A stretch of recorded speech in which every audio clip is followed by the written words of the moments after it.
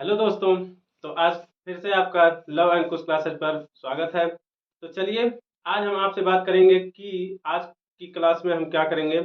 आज के क्लास में हम क्या आपका पढ़ाने वाले हैं आपको। तो आज वैसे पिछले क्लास में तो हम त्रिकोणमिति खत्म कर दिए थे। तो अब आज की क्लास में आपको हम पढ़ाएंगे त्रिकोणमिति के कुछ अनुप्रयोग। ठीक है। तो पहले ये हम जान लें कि इस त्रिकोणमिति के परिचय से मतलब अनुप्रयोग के मतलब अनुप्रयोग से क्या कितने क्वेश्चन आते हैं और कितने नंबर के हमारे आते हैं, कितना हमारे सिलेबस में कितना इम्पोर्टेंट है और बोर्ड एग्जाम में कितने नंबर हमको देके जाएगा।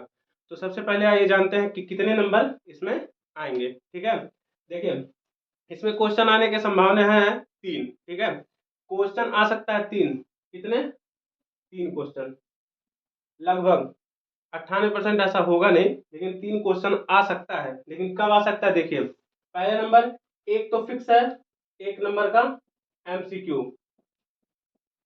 एमसीक्यू एक नंबर का तो कंफर्म आना ही आना है। इस क्वेश्चन से, इस चैप्टर से एमसीक्यू एक क्वेश्चन आना ही है। उसके बाद अगर दो नंबर का दो नंबर का अगर अगर आएगा तो एक क्वेश्चन आएगा छोटा। ठीक है। एक क्वेश्चन शॉर्ट आएगा। कैसा आएगा? शॉर्ट आएगा। ठीक है। शॉर्ट क्वेश्चन आएगा एक नंबर का। दो नंबर का आएगा। उसके बाद अगर दो नंबर का आ गया तो एक क्वेश्चन आएगा छह नंबर का। कितने नंबर का? छह नंबर का। छह नंबर का एक क्वेश्चन लॉन्ग रहेगा। कैसा रहेगा? लॉन्ग। ये रहेगा लॉन्ग रहेगा। ठीक है। और अगर ये दो नंबर का अगर नहीं आया, अगर ये दो नंबर का नहीं आया तो ये छह नंबर का ना होके ये हो जाता है चार नंबर का। कितने नंबर का हो जाता है? अगर ये मान लीजिए नहीं आया दो नंबर का क्वेश्चन अगर नहीं आया तो हमारा यही इसी की जगह पे ये कट जाता है, तो हो जाता है इसकी जगह पे एक चार नंबर का। ठीक है। ये चार चार नंबर का एक क्वेश्चन आ जाता है। ठीक है। तो समझ लीजिए इसमें बहुत भाग्य होता है। भाग्य मतलब अच्छा रहता है तो आ जाता है दो नंबर का क्वेश्चन, नहीं तो आता नहीं। वैसे इसमें ज्यादा ज्यादा समझ लीजिए लॉन्ग ही आता है। इसमें ज्यादा पूछता है वही, सबसे ज्यादा लॉन्ग ही आते हैं। ठीक है। लॉन्ग क्वेश्चन पूछेगा तो आपको यही ध्यान दे के चलना है कि सबसे मतलब ज्यादा ये इम्पोर्टेंट है। ठीक है। इम्पोर्टेंट तो सारे चैप्टर है, लेकिन ये भी बहुत ज्यादा इम्पोर्टेंट है। अगर आठ नंबर वो देता है तो चार नंबर ये भी देता है। ठीक है। आठ नंबर त्रिकोणमिति, तो त्रिकोणमिति के अनुप्रयोग दो नंबर, कम से कम चार नंबर लगभग। तो समझ के चलना है और बड़े ही ध्यान से इसको, बहुत ही मतलब इसको सीरियस होके इस चैप्टर को पढ़ना है।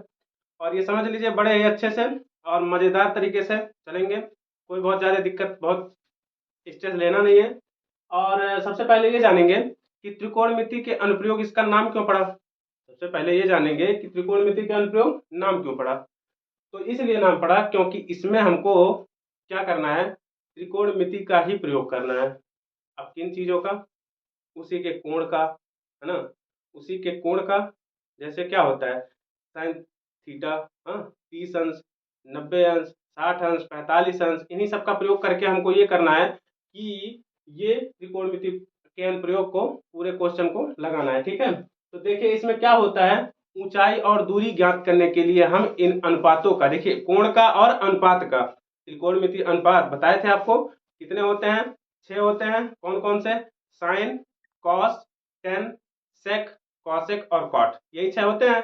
और इन्हीं छह को प्रयोग करके, इन्हीं अनुपातों को प्रयोग करके और सारणी को, मतलब त्रिकोणमितीय सारणी को प्रयोग करके हम इस चैप्टर को, पूरे ही चैप्टर को बड़े ही आराम से लगाते चले जाएंगे। ठीक है।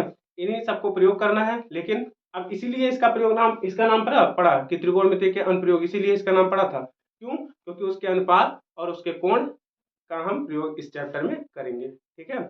तो देखिए क्या आता है इसमें क्यों प्रयोग करते हैं।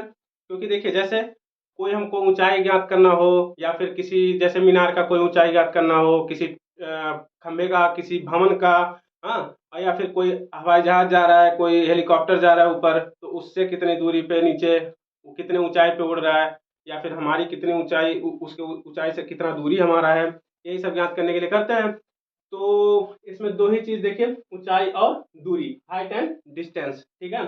ऊंचाई और दूरी मापने के लिए, ज्ञात करने के लिए हम उन अनुपातों और उन कोणों का प्रयोग करते हैं। ठीक है। अब इसमें क्या होता है, कैसे होता है? अब देखिए दो प्रकार का होता है इसमें। दो ही इन्हीं दोनों को लेके चलेंगे, इन्हीं दोनों का प्रयोग करेंगे। कैसे क्या? एक तो होता है उन्नयन कोण, क्या होता है? Angle of elevation, angle of elevation, और एक होता है एंगल ऑफ डिप्रेशन। ठीक है, एक इसका अंग्रेजी होता है एंगल ऑफ डिप्रेशन, इसका अंग्रेजी होता है एंगल ऑफ एलिवेशन। ठीक है, तो दो चीज को लेके चलेंगे, उन्नयन कोण और अवनमन कोण। तो पहले नंबर हम ये जानेंगे कि उन्नयन कोण होता क्या है। उन्नयन कोण होता क्या है? तो देखिए उन्नयन कोण क्या होता है। जैसे देखिए, मान लीजिए एक ये टावर है, क्या है? ये एक मान लीजिए टावर है, और मान लीजिए यहाँ पर कोई यहाँ से कोई देख रहा है। ठीक है, यहाँ से कोई देख रहा है। ठीक, यहाँ से कोई देख रहा है। ठीक है, तो देख रहा है, अगर इस टावर के अगर कोई ऊपर देख रहा है, टावर के ऊपर हम शिखर, मतलब टावर के शिखर पे अगर देख रहे हैं, तो उसको, और यहाँ से इस दूरी को देखें, यहाँ से इस दूरी को मिला दिए, तो इसे कहेंगे हम क्षैतिज। क्षैतिज कौन सा दूरी कहेंगे? क्षैतिज दूरी। ठीक है, इसे हम कहेंगे क्षैतिज दूरी, और इसको कहेंगे, ये आंख है ना, ये कहेंगे दृष्टि दूरी। दृष्टि दूरी क्या कहेंगे? दृष्टि दूरी। ठीक है, और इसे क्या कहेंगे? ऊंचाई कहेंगे। क्या कहेंगे? ऊंचाई। ठीक, इसे क्या कहेंगे? ऊंचाई। और इंग्लिश में इसे क्या कहते हैं? वर्टिकल। क्या कहते हैं? वर्टिकल। ठीक है, और इसे क्या कहते हैं? हॉरिजेंटल। क्या कहते हैं?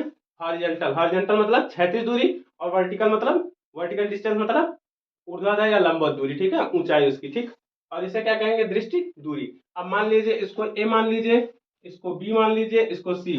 अगर नीचे से ऊपर की तरफ, मान लीजिए कोई भवन है, भवन मतलब घर, कोई घर देख रहे हैं ऊपर की तरफ, या फिर कोई टावर देख रहे हैं ऊपर की तरफ, है ना, हम देख रहे हैं या फिर कोई देख रहा है। ठीक है, क्या होगा? उसे कौन सा कोण कहेंगे?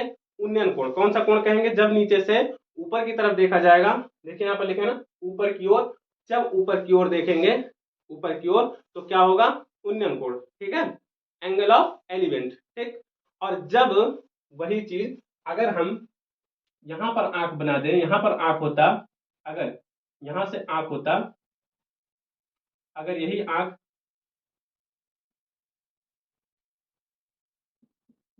यहां से होता, अगर यहां से कोई देखता, तो क्या होता? उसी को हम क्या कह देते हैं? ऊपर से नीचे की ओर देखने को क्या कहते हैं? अवनमन कोण। कौन सा कोण कहते हैं? अब यहाँ पर देखिए, कोई ना कोई तो कोण बनाएगा ही, ये कोई कोण तो बनाएगा ही। अब किस कोण से हम, किस एंगल से हम किसी शिखर को देख रहे हैं, या कोई भवन का, या फिर कोई टावर का, या कोई हवाई जहाज को देख रहे हैं। ठीक है, किसी चीज को भी देख रहे हैं, या फिर कोई पेड़ पे कोई चिड़िया बैठी है, या फिर पेड़ का ऊंचाई, कोई फल को देख रहे हैं। ठीक है, तो अगर ऊपर की तरफ देखेंगे तो किसी न किसी एंगल पे तो देखेंगे ही, है ना, तो किसी एंगल पे देखेंगे, उसी का प्रयोग वही त्रिकोणमितीय सारणी से सभी एंगल का प्रयोग करेंगे।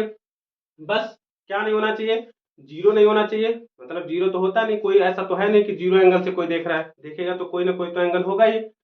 और क्या नहीं होना चाहिए? 90 अंश का नहीं होना चाहिए। ठीक है, दो चीज नहीं होगा, और बाकी सब होगा। अब ये आपको समझ में थोड़ा बहुत कम आया होगा कि क्यों 0 और 90 नहीं लेंगे, आगे जब क्वेश्चन लगवाएंगे, सॉल्व करेंगे अगली वीडियो में, तो उसमें आपको समझाएंगे। ठीक है, फिलहाल तो अभी यही तरह जान लीजिए कि ये कोई चीज, कोई भी वस्तु हम ऊपर की तरफ जब देखते हैं, जैसे बताए हैं आपको, अगर देखते हैं ऊपर की तरफ तो क्या होता है?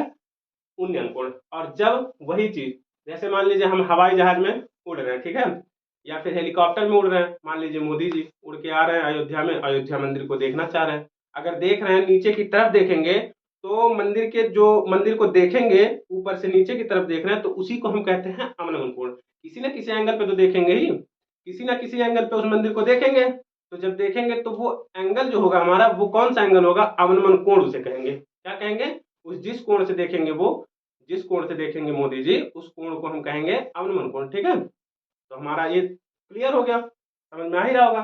तो इसे क्या कहेंगे? अवनमन कोण। मान लीजिए ये भी कोई थीटा, ये भी थीटा, अगर ये थीटा कोण होगा तो ये भी थीटा ही कोण होगा। ये आगे क्वेश्चन में हम बताएंगे इसके प्रयोग कैसे करेंगे, और कैसे ये कोण बराबर हो जाता है। क्योंकि देखिए एक चीज ध्यान दीजिए, जैसे देखिए ये हमारा, मान लीजिए यहाँ से हम देख रहे हैं, यहाँ से कोई बिंदु है और यहाँ से एक बिंदु है। ठीक है, यहाँ से हम देख रहे हैं ऊपर की तरफ, तो हमारा बन रहा है उन्नयन कोण बन रहा है। कौन सा कोण बन रहा है? उन्नयन कोण। मान लीजिए थीटा है, अगर यही चीज मान लीजिए ऊपर से हम नीचे की तरफ देख रहे हैं, जब ऊपर से नीचे की तरफ देख रहे हैं तो ये भी थीटा ही बनेगा। अगर ये थीटा कोण है तो ये भी थीटा होगा। क्यों? क्योंकि देखिए एक दूसरे के कौन सा, एक दूसरे के समांतर है, और समांतर रेखा के जो ये तिर्यक रेखा, इसको कौन सा रेखा कहेंगे? ये तिर्यक रेखा। जब तिर्यक रेखा के एक तरफ का कोण जो बनता है, एकांतर कोण के नियम से कौन सा कोण, ये दोनों आपस में बराबर हो जाते हैं। तो जब ये अनुमान कोण मान लीजिए अगर थीटा नहीं है, यहाँ पर 30 अंश अगर हो जाए तो ये भी हमारा 30 अंश ही हो जाएगा। क्या हो जाएगा? 30 अंश। ऐसे ही सभी क्वेश्चंस में इसको हम अप्लाई करेंगे और लगाएंगे, बहुत ही अच्छे से लगाएंगे, आपको समझाएंगे, हर एक क्वेश्चन का डाउट क्लियर हो जाएगा। और आज के बाद से इस क्लास के बाद जब हम क्लास सॉल्व कराएंगे, मतलब क्वेश्चन सॉल्व कराएंगे, तो आपका एक भी डाउट नहीं रह जाएगा, ये हमारी गारंटी है, समझ लीजिए। और अच्छे से एक भी क्वेश्चन छूटेगा नहीं, आपको पेपर में आप फोड़ के ही आएंगे, पक्का है। तो देखिए क्या बोल रहा है, समांतर रेखा, बीच में तिर्यक रेखा, तो यहाँ जो कोण बनेगा वो बराबर होगा, अवनमन उन्नयन बन जाता है। कब बनता है वो क्वेश्चन में बताएंगे। और जो ये उन्नयन होता है यही अवनमन के बराबर होता है, ठीक है। चलिए ये हो गया हमारा क्या, ये रहा ऊंचाई। ये जब ऊंचाई ज्ञात करना, जैसे मीनार की ऊंचाई ज्ञात करना हो या फिर पेड़ की ऊंचाई ज्ञात करना हो, तो ये सब चाहे मान लीजिए हम ही हैं, कोई मीनार देख रहे हैं, हाँ, हमारी एक अलग ऊंचाई है या मीनार की अलग ऊंचाई है ही, उसकी ऊंचाई ज्ञात करने के लिए हमको, अगर मान लीजिए हम अपने आप को रख रहे हैं, अपने आप को सोच रहे हैं कि हम ही उस मीनार की ऊंचाई को ज्ञात करें, तो कैसे ज्ञात करेंगे? देखिए मीनार की ऊंचाई, मीनार तो है, उसका हमको ऊंचाई पता नहीं, कोई बोल दिया कि मीनार की ऊंचाई, बिना मतलब क्वेश्चन सॉल्व मतलब बिना कॉपी कलम के या फिर बिना ऐसे ही तुम कैसे कर सकते हो, लगाओ। तो हम यही कहेंगे कि हमको दो चीज दे दीजिए इस चीज का। क्या चीज? खाली इतना बता दीजिए कि हम मीनार से कितनी दूरी पे खड़े हैं, मीनार से कितनी दूरी पे खड़े हैं, और क्या है, कितने एंगल से हम उस चीज को देख रहे हैं, उसके ऊंचाई मतलब उसके शिखर को, ऊपर वाले बिंदु को हम कैसे कितने एंगल पे देख रहे हैं। खाली इतना अगर पता चल जाए तो हमारा ऊंचाई उस मीनार का निकालना आसान हो जाएगा, हम निकाल सकते हैं आराम से। कैसे? देखिए मान लीजिए मीनार है, हमारी भी कुछ ऊंचाई होगी, हमारी भी तो कुछ ऊंचाई होगी, कुछ ऊंचाई, वो जो ऊंचाई होगी हमारे यहाँ से ली जाएगी, ये ऊंचाई पूरा निगलेक्ट हो जाएगा, मतलब वो तो बाद में ऋण हो जाएगा, मतलब घटा दिया जाएगा उसकी ऊंचाई से। लेकिन क्या होगा, मान लीजिए, चलिए यहाँ पर समझा देते हैं। देखिए ये मान लीजिए हमारी ऊंचाई है, ये हम है, ठीक है। यहाँ में इसी पे बेस ऐसे क्वेश्चन आएंगे, ढेर सारे क्वेश्चन आएंगे। और यहाँ पर मान लीजिए एक मीनार है, ठीक है। अब हमारा आंख तो यहाँ पर है ना, यहीं पर होगा, ठीक। हम यहाँ से ऊपर की तरफ देख रहे हैं तो क्या हो रहा है हमारा, ये कहेंगे इसको उन्नयन कोण, ठीक है। ऊपर की तरफ देख रहे हैं ना, उन्नयन कोण होगा। और यहाँ से अपने ही आंख से यहाँ से इस दूरी को क्या कहेंगे, इसे क्षैतिज दूरी कहते हैं, ठीक है। इसको क्या कहते हैं, पृथ्वी का तल कहते हैं, ठीक है। इसको पाद कहते हैं, पाद मतलब तल, ठीक है। इसे कहते हैं पाद बिंदु, और इसे कहते हैं पाद मतलब नीचे का धरातल, ठीक है। धरती का तल मतलब नीचे का ये तल, ठीक है, क्षैतिज तल ये भी। और यहाँ से यहाँ तक की दूरी को ये भी क्षैतिज आधार हो जाएगा, ठीक है। अब यहाँ से देखिए हमारी जो दूरी है, हमारी ऊंचाई है, ये ऊंचाई सेम हो जाएगा, भाई मीनार की ऊंचाई में जुड़ जाएगा, क्योंकि मीनार यहाँ से था ना, हमारा पैर तो यहाँ है, पाद बिंदु यहाँ पर है, और यही मीनार का भी है ना। तो मीनार के यहाँ से ऊंचाई के यहाँ सेम तो वही होगा, क्योंकि मैं भी धरती पे खड़ा, वो भी धरती पे खड़ा, तो दोनों का तो सेम होगा ही, होगा सेम। मतलब यहाँ से पाद बिंदु तो सेम होगा, लेकिन वहां से ऊंचाई अलग अलग हो जाएगी। वही हमको ज्ञात करने के लिए हम किसी एंगल से तो देखेंगे उसके शिखर को। अब किसी एंगल से जो देखेंगे वही एंगल हमको पता होना चाहिए यहाँ पर, हाँ। उसके बाद हमारी जो ऊंचाई रहेगी यहाँ पर उस इसी ऊंचाई में ऐड हो जाएगी, ये ऊंचाई हो जाएगी। उसके बाद हमको ज्ञात क्या करना होगा, यही ज्ञात करके दोनों को ऐड कर देना होगा, हमारा आ जाएगा ऊंचाई। तो देखिए इसका प्रयोग कैसे करेंगे आगे क्लास में बताएंगे। वही टेन, कॉट, साइन, सेक, कॉसेक, यही सब चलेगा, और कुछ है नहीं इस चैप्टर में। उसी त्रिकोणमिति को जो अच्छे से पढ़ लिया है, अगर नहीं पढ़े हो तो उस जाके त्रिकोणमिति को सारे क्लास को 5 क्लास लिए हैं, जिसमें एक इंट्रोडक्शन है और 4 क्लास क्वेश्चन बेस है। तो समझ के चलिए, वही क्वेश्चन अगर सारे सॉल्व कर लेंगे, आप जाके वही रिवाइज कर लीजिए, तो आपको इस क्लास में भी कंफर्टेबल थोड़ा महसूस होगा। और एक भी क्वेश्चन कभी पेपर में छोड़ के आना नहीं है, ये तो कंफर्म है, छूटेगा नहीं।